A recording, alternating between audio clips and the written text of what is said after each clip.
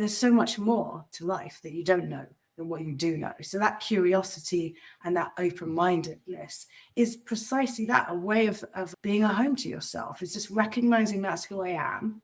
And that's a skill and a strength that I can bring out in my conversations with people. And it's wonderful to make new connections when you're trying to integrate with the locals, that they feel listened to, that curiosity, it's just a gift to people to be able to explain themselves, to be able to find someone who's interested in them.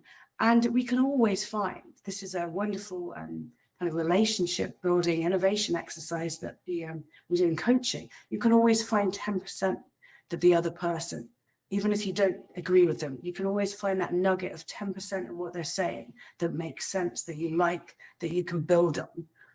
And that open-hearted, innovative way of looking at relationship, that curiosity, is something that's building. It's open. It's kind of like I'm feeling like my heart is open when I'm thinking about that, rather than having been very clear in what our biases are and what our kind of ideology of life is and being close to that. That's not very supportive when we're trying to integrate into a new place. So really the being at home to yourself is a kind of expression that has come to mind for me over the last couple of years, so much so that I have it on my business cards, because that's what it's really about. At the end of the day, a transition, it might be any kind of transition in life, a divorce, a big career change, a relocation, or an expatriation, becoming a foreigner somewhere. It's really fear versus love. It's really, how can you overcome your fear and do things intentionally from a place of love, from a place of approach, from a kind of willingness to put yourself out of your comfort zone.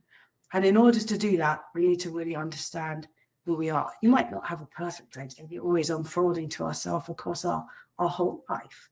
But to just understand those qualities that you have, what you can offer to people.